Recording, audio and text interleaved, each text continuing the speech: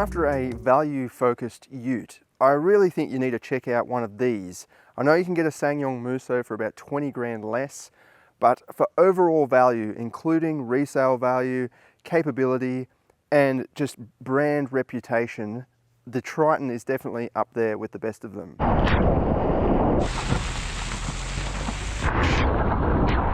Today we're testing the GLS variant, which I think is a good balance. Like it's 59,090 excluding on. I know the GSR is the one everyone wants, and it's fair enough. It's got all the black highlights and so on. It's very fashionable, but I think the GLS is like a good, smart package. You know, it's a capable ute, but it's not. You're not paying for extra frills and things that you don't really need, but you're still getting all the capability. So the GLS doesn't actually come with a cover in the back, but this one's got the drop-in tub liner.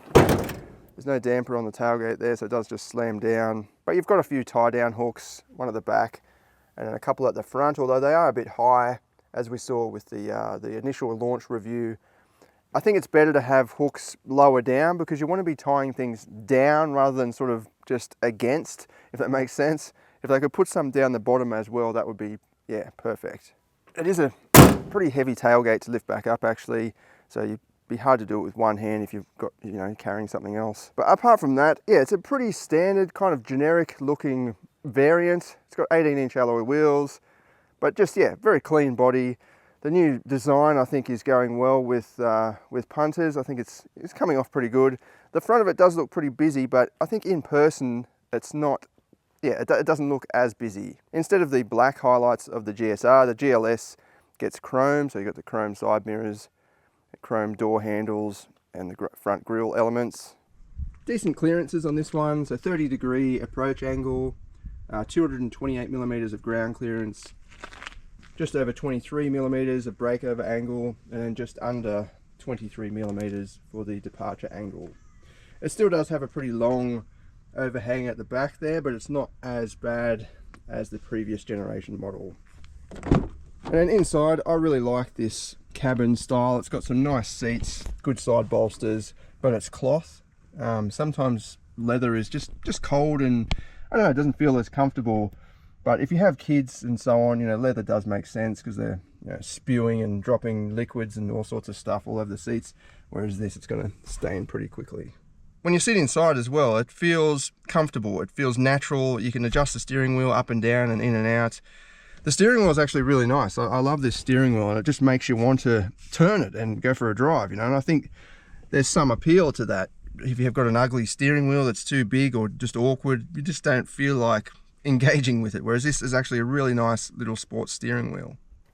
But yeah, the seating position and everything like that, it's really good. That mirror is blocking my view a little bit. Some vehicles, you know, the mirror is a bit further back or a bit lower so you can see over the top of it, but right there, that's my eyesight level just there. So it's kind of in the way a little bit, but the pillar is pretty thin. You don't need to move your head much to see around it. Good visibility out the back though. Even those C-pillars, they're not too thick and chunky. You can kind of see around, and that rear windscreen seems really big. Even though those headrests are sticking right up, you can actually see around. You get a good view out the back. This latest touchscreen is better than before, but it's still pretty basic. Like the graphics and all that, it's just not as appealing as some of the rivals, like the Ford Ranger, and even that SsangYong Musso has a better screen than this, in my opinion. You do have Apple CarPlay and Android Auto, so you can just switch to that and that just changes everything anyway. Analog dials, which is refreshing to see in this day and age.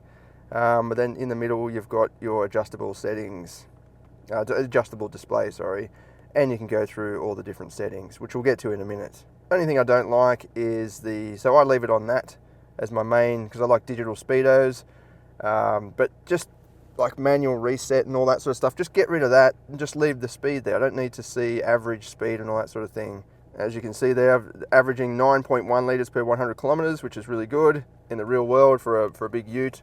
The official rating is 7.7, which is very good. If you stack it up against other utes like this, especially ones that have 150 kilowatts or thereabouts, 7.7 is actually a really good rating. But yeah, 9.1 in the real world, I don't think that's too bad. You could probably get lower than that with some extended use on the highways and things like that. Most of the trim is really nice. You've got this sort of soft touch leather style stuff, and then it is plastic along the top of the dashboard there, but then more of that vinyl material. It's just broken up a bit. I like the way that it's got different textures and none of that really scratchy old, you know, traditional elephant skin plastic. There's a little bit there, but even on the door trim there, you've got this carbon fiber style of trim, which just divides it up a bit. Nice big grab handles. Apparently a lot of the features in here you can use with working gloves on, so that's why all the buttons are really big, and you can easily just toggle through the temperature and so on. There's nothing really small and fiddly, which is great. Even the dial for the drive modes, it's pretty easy, and a big button for the specific drive modes. And in the back they have increased the room. These seats are kind of sculpted like the front, especially down the bottom there's a big bolster, but it's all soft. You've got a cup holder armrest in the middle as well, some charging ports down below, and then Mitsubishi's famous air sort of, it just passes on the air from the front basically, but it's, at least there's a fan, at least it's pushing air back here, so that's the main thing, and you do have some control over that climate as well. The rear seat room, I've got plenty of leg room, at least in my front seating position. Just the backrest, it's just a tiny bit, it feels like it's a tiny bit too vertical. It'd just be nice if you could just lay it back just slightly. But it does feel more spacious, and it is more spacious than the previous model. That was always a little bit narrow, whereas now it's a bit wider, and it just feels a bit more open and airy. So that helps that with that perception of space too, and just long distance comfort, because you don't feel like you're as cramped as the previous model. I can easily see over the door sill there too, so for the kids, they're not going to be claustrophobic and, you know, getting car sick and so on. I'm pretty short, about as short as a 10-year-old or something anyway, so they're going to be sitting in the back and be able to see over the window there very easily. Got multiple grab handles for when you're off-roading, including up above. All right, we'll hit the road now and see how it goes. Firstly on the tarmac with a bit of a winding road, then we'll go on the highway and also hit the mud, our usual loop, so I can compare it against other models that we've driven around on the same loop. It is a bit wet today, so it'll be interesting to see how the Super Select four-wheel drive system goes. I'll talk more about that later on as well. Okay, first things first, the safety and driving assistance functions. I like to go straight into the settings menu, driver assistance, lane, usually turn that off, go back, and then the driver monitoring system, turn that off, driver attention alert, turn that off, and then we're right to go. There's also stop start, which you can turn off down here. You get a little light on the dash to let you know that that's turned off, and then you're right to go. So this comes with a driver monitoring camera, which you may know about. So this is now required for an ANCAP 5-star safety rating. So every vehicle that comes out, every new vehicle that comes out, existing models don't apply, just when it's a brand new model like this, it has to have one of these. I have spoken to a few industry insiders, and they've said they are working on a better solution for this. So it still has it, but something to turn it off very easily, like whether it's a user profile or something like that. You get in, bang, yep, and it turns it off straight away, or at least reduces its sensitivity quite a bit. Because this one I've had, you know, tell me that I'm not paying attention or whatever the warning is, just by wearing my sunglasses, and it just for some reason triggers it off. Maybe because I'm sitting lower than, you know, normal, or I'm pretty short or something. I don't know what it is, but yeah, it just keeps going off when I've got my sunglasses on. So obviously that's not providing safety at all, it's just being annoying. The lane keep assist as well, it's not intrusive or anything, I just like to turn it off because, you know, nobody drives perfectly parallel in a lane, especially on country roads where I spend a lot of my time driving, and you can't possibly stay perfectly parallel all the way around, you know, corners and so on, and it just the warning flashes and the steering wheel vibrates and whatever, so I just turn that off. Nothing to do with the Triton specifically, but yeah, it is easy to turn all that stuff off. At least once you get used to it, you just go to that settings menu, scroll down, and got those toggle switches to turn it all off. So that is good. You don't have to dig around in a touch screen, although it's kind of the same thing in a screen. But I've had other cars, you know, where you've got to do some stuff in the touch screen, some stuff down here. and then there's some separate buttons, so it's just a bit confusing, whereas this, at least it's all within that, except for that stop start, which you can turn off down there. Anyway, the driving feel. I like the way this handles. Doesn't feel like a truck. I can just thread it down a nice winding road like this, and it doesn't feel uncomfortable. I mean, it's not a sports car, but none of them really are. I think this is a good balance, and the suspension's not too jiggly either. Even in the back, I've got nothing in the back, so it's kind of in its worst setup right now with nothing. So if you load some stuff in the back, it's only going to make it a little bit more comfortable. This is a pretty poorly surfaced road as well. It's got a lot of bumps and little ripples and so on, so it's a good test to uncover how bad or how good, you know, suspension systems can be. Again, I like that steering wheel. So coming down these corners, it just makes it more engaging somehow, having a nice steering wheel. The rim thickness, just the diameter of the whole wheel, and the look of it, even though you don't look at the steering wheel when you're driving, you can kind of just see it in the corner of your eye, and it just feels good. This does have electric power steering now, which, you know, might annoy a few of the traditional Ute drivers, but it does improve economy. But I think it feels all right. You know, I can feel what the front wheels are doing as much as I need to in a vehicle like this anyway. It's not as I said, it's not a sports car, so who cares really?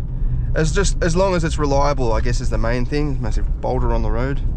I like to look at what other reputable models are doing, and if you look at the Porsche 911, that's got electric power steering. So if they're switching to that, you know, it can't be that bad. But yeah, overall, I think this is a reasonable handling vehicle for its class. I don't think it's the absolute best.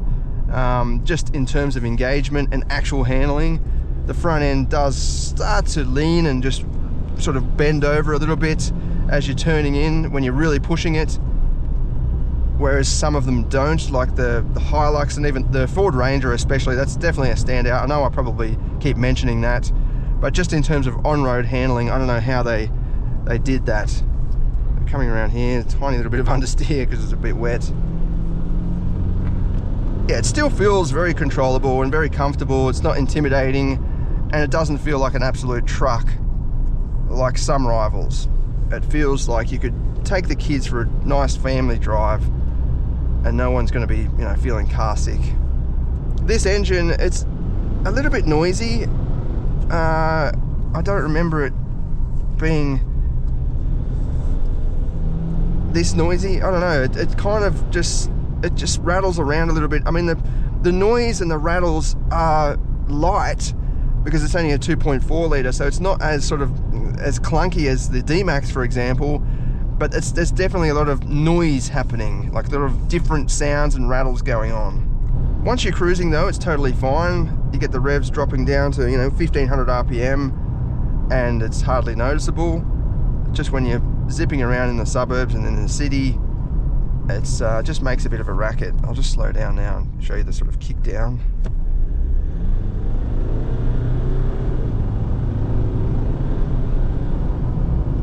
There's like a fan noise, like a whooshing sound, as well as the clattering and so on going on in the background. It's a bit, yeah, it just feels, or it sounds noisy, even though the volume is not very high.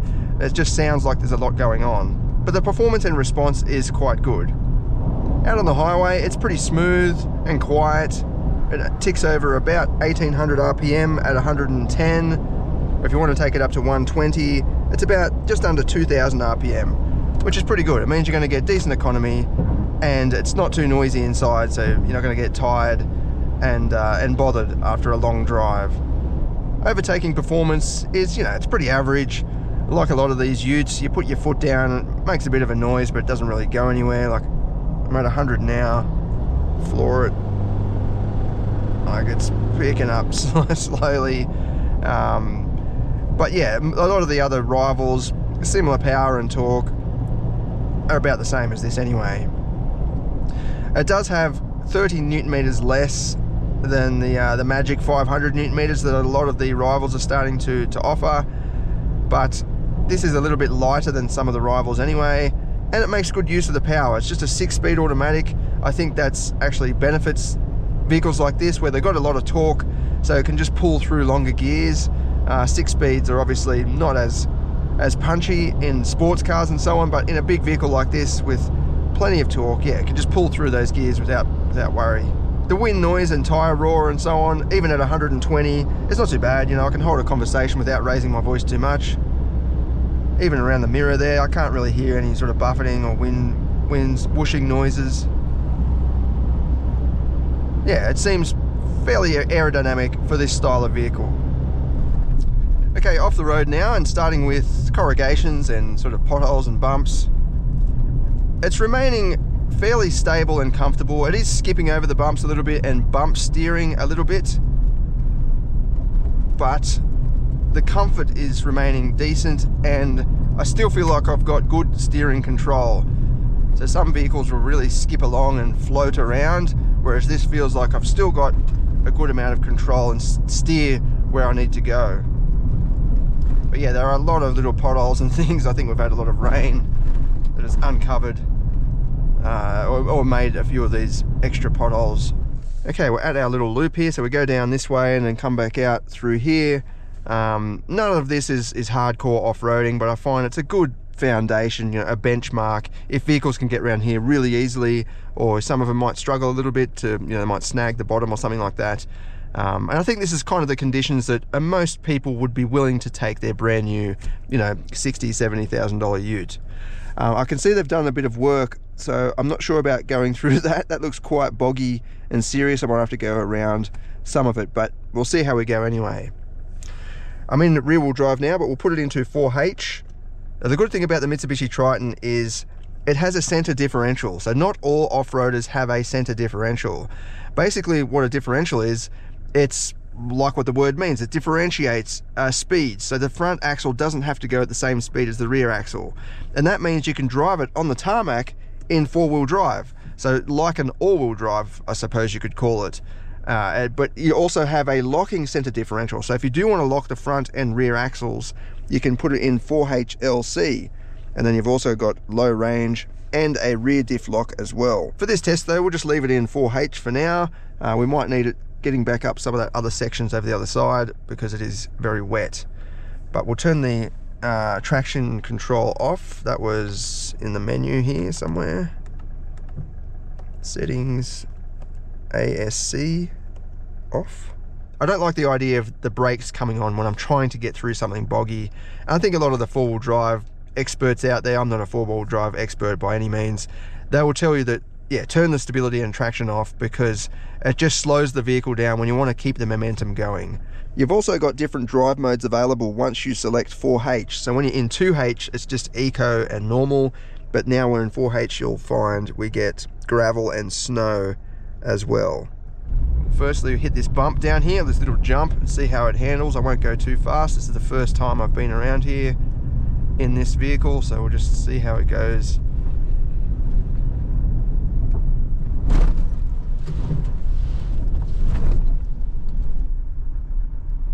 See, I can turn around here with it in 4H. Usually when I turn around there in other vehicles, in 4-wheel drive, it kind of locks it up a bit and you can feel the tension in the gearing and the axles, whereas that, it just let me turn around just freely.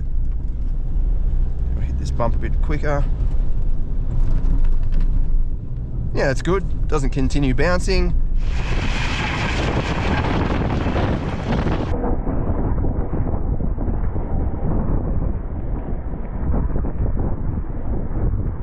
Okay, so first of the little bog holes we've got. As I said, we have had a lot of rain. Got a couple of friends down here as well, by the looks of it.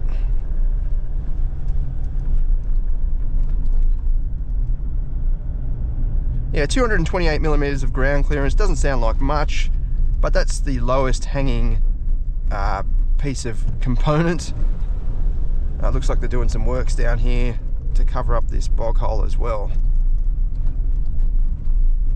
I think we can get around that.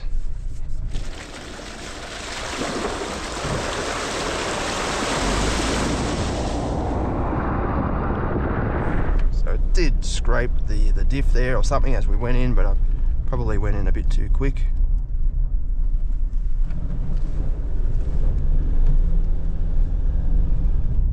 The main thing is it just gets through easily. Okay, so up this little steep incline section. It might not look that steep on camera, but it is pretty steep. And it's very slippery today too. Looks like they're doing some works to try and clear it up a bit, but we'll see how we go up this little slide section. So this does come with all-terrain tyres as standard. And it's, yeah, you can feel that it is slippery, but it's getting up no trouble.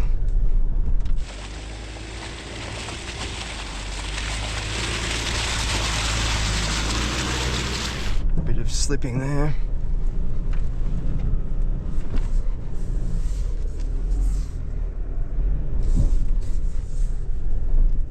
Yeah, definitely very slippery, but this is pulling through no problem.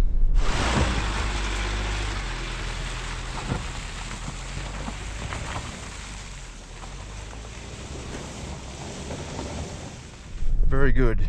I can feel how slippery it is just driving along the straight here. There must be lots of clay built up in the tyres. Yeah, it looks like they're doing some more works down here to try and clear it up a bit so we won't disrupt that too much. But we might go into this slippery bit of grass over here. I'll leave a couple of wheels in the boggy stuff. And it's pulling through just fine, even though it is very slippery and sticky clay.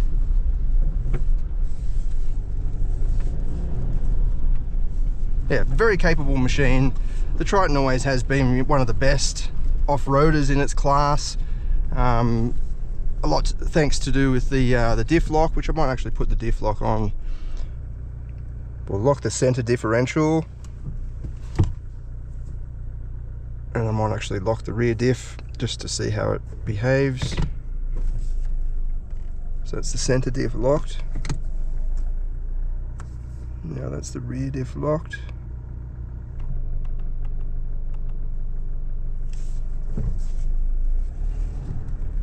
That'll just stop, you know, an individual wheel spinning away a lot of the power.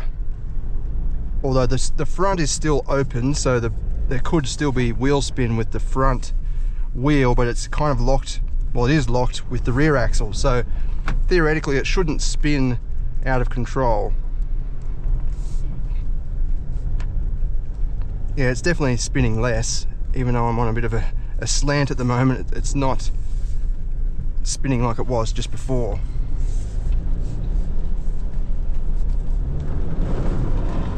Yeah, it's definitely very boggy in there. Yeah, awesome machine.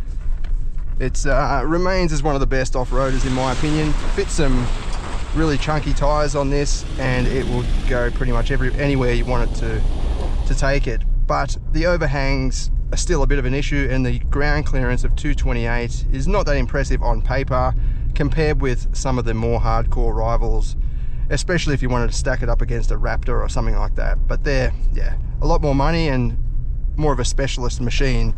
This is trying to be an all-rounder, and it is a very good all-rounder. All right, let's head out now to the performance testing and see what it goes like.